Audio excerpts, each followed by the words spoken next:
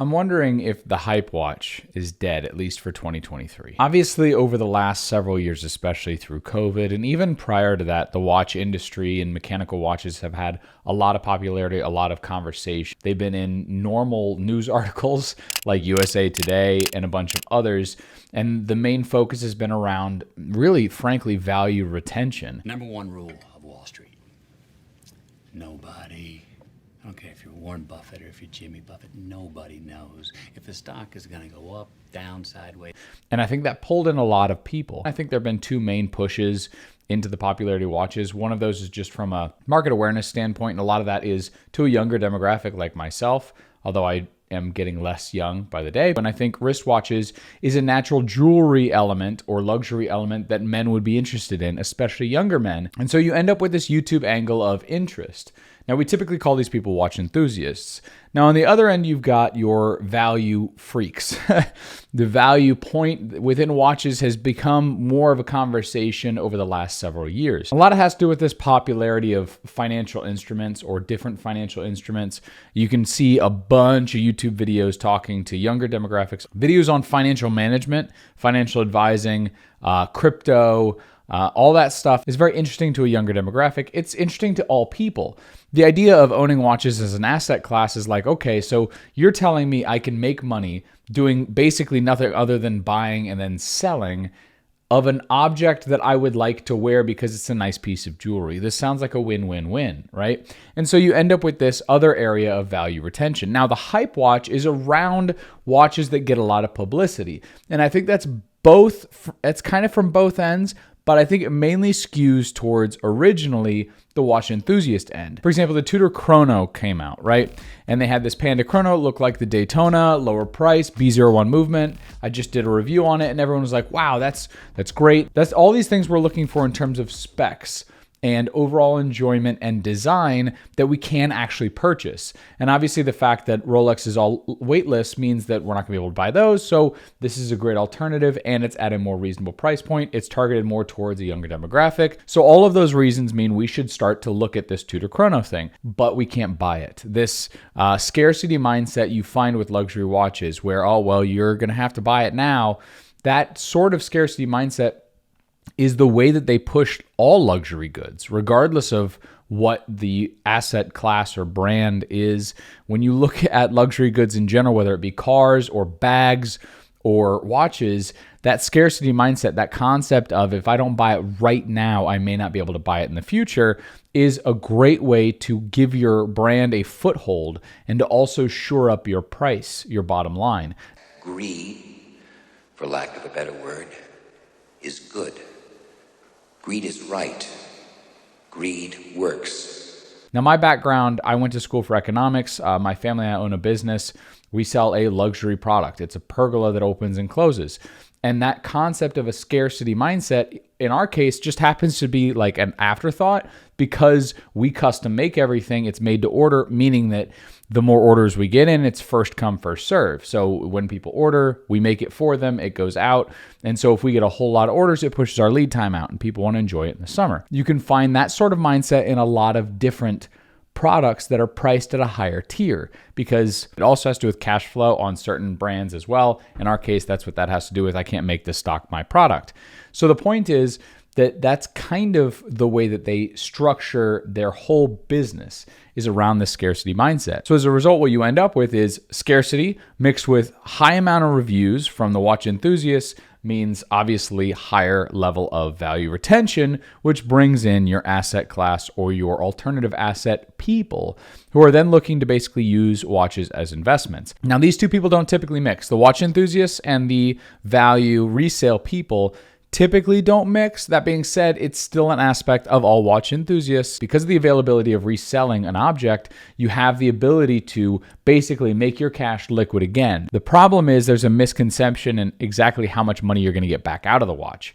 Typically, you're going to shave about 10 to 20% off of the price of the watch when you resell it.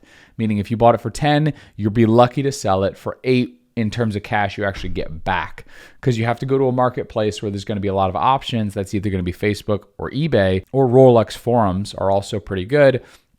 But a lot of that time you have risk issues. And so to avoid the risk, I typically go with somewhere like eBay because I don't have that risk as much as I would with a forum, at least because I'm not used to them.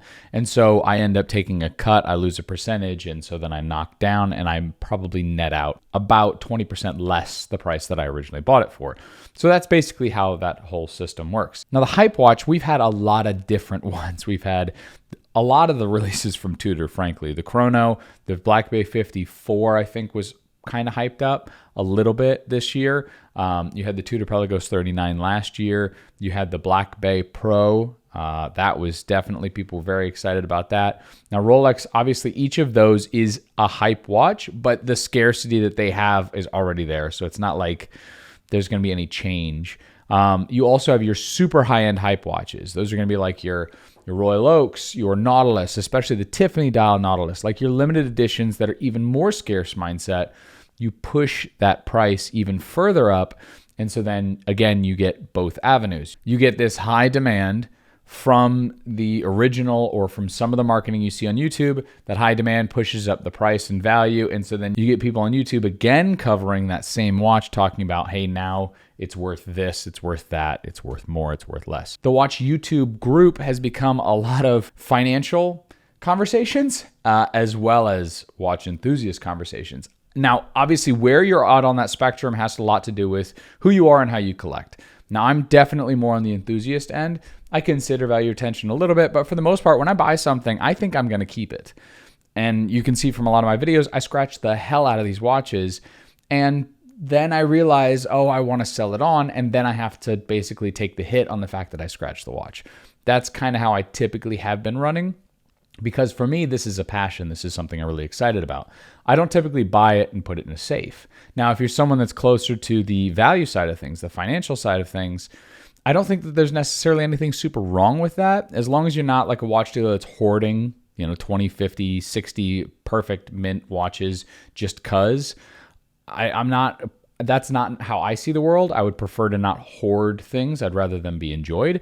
But if you have a few that you don't wear because you're worried about getting scratches on them, both because one, you like it new, and two, because you are considering the value aspect of the watch, I think the point there to consider is whether or not you think you're going to resell it, because the value only matters when you're going to resell it. It's like a stock. If you bought a stock and you're never going to resell it because you're just going to live off the dividends, the stock price only matters in so much as that affects the dividend amount. But it doesn't matter unless you're actually planning to sell it. That being said, we as watch enthusiasts know we tend to cycle these watches, we tend to resell them. So I could see both elements there. The point is that I think for 2023, the watch demand has dropped off. And because the watch demand has dropped off, you haven't had this coupling of watch enthusiasts and watch media or financial watch media kind of working together, whether they mean to or not, to push watches higher. If you think about YouTube as an example, when I publish a video about a new brand, I've had brands send me watches and I publish a video because I think it's interesting, I think it's unique, and no one watches it unless it's a brand they're interested in. I could tell you right off the bat, if it's not Tudor, Omega, or Rolex in the title, not very many people are going to click on it. And that may not be the people watching this video, but people in general. So the watch channels that explode are the ones that are going to focus on those three brands primarily. Now, I like Tudor a lot. I happen to like Omega. I happen to like Rolex, but I like Tudor a decent amount. So I've covered a lot of that on this channel. But that's also because when you're on this, you realize that your time is valuable. If you're going to put the time into reviewing a watch that no one's going to ever see, the problem there is you think, why not? And that's why I would say someone like TGV at Urban Gentry, now obviously his channel's already large before he started to do a lot of this other stuff, but he looks at these alternative brands. Now, I'm sure he could tell you those videos don't get as many views as the other videos that focus on those larger brands, but that's a nature of this platform. It compounds based on viewer interest. Viewer interest happens to be those three categories. So YouTube videos are made about those three brands, which obviously then grows it even more. You can find the same thing on brands like Baltic. The reason why they're huge over everyone else, I like their designs, sure, I really do. And they sent me a watch, but it happens to do with the fact that they send their watches to YouTubers to make the original content, to make people interested in it. Then they also don't explode their production. So their limited production runs, the fact that they sell out, increases the scarcity mindset and gets people interested in buying the product, because now it also has a good design and good value retention if you're going to sell it on eBay, because they limit the amount that they sell. And all that stuff plays into all of this. There's several layers to it, but the point is that I think this year, because there hasn't been a watch release that has done that sort of thing, because we all know that consumer demand is a little soft in all markets primarily, you're looking at trying to make sure, what is the actual watch I want to buy next? What do I actually like? And I think this breather is a good opportunity for those of us out there that are looking at buying their next watch or considering buying their next watch to really consider, what are you looking for, rather than watching videos like this, the videos that I make, reviews that I make, and having that inform your decision. You can have a better idea of what you're looking for by looking outside of those different brands, by giving yourself that pause of hype to hype to hype watch to consider what you really want.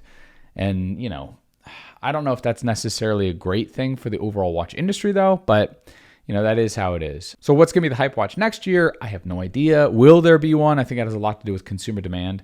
If people are still buying these watches like crazy and they want to focus on a new release from someone, Watches and Wonders will come around, we'll get a good idea. There's usually a couple that come out of that are pretty hyped up. But right now it feels like there's a lot of classics that have been out for 3, 4, 5 years or further. And when I say classics, I mean those specific models that have been out that long, that you're starting to get some resale on those watches. And the overall Rolex market has obviously dropped. It's back to a little bit more what it was in 2019 or early 2020, or maybe even sooner than that. And so I think it makes it a lot better for those out there that are getting into this hobby. And I think that that's a net gain. More people are going to get into the hobby. More people are going to get the watches that they've really wanted, the grails they really considered that were out of their price range, that now are a little bit more reasonable. You're not paying $17,000 for a Rolex GMT Master. Now you could pay 10 or 9, depending on the model and the shape and the condition. And I think that's going to give people a lot more nice collections that they enjoy. In the end, enjoy the watches that you have at the moment. I'll do a watch collection review here coming up shortly, but my watch collection doesn't change a whole lot just because I don't buy a whole lot these days. I tend to enjoy what I have and wear what I have, and I just change out the strap. What do you guys think for next year? What are you doing right now? What are you going to look at during this breather period of no hype watches? Let me know in the comments below, and I'll see you guys in the next one. Take care.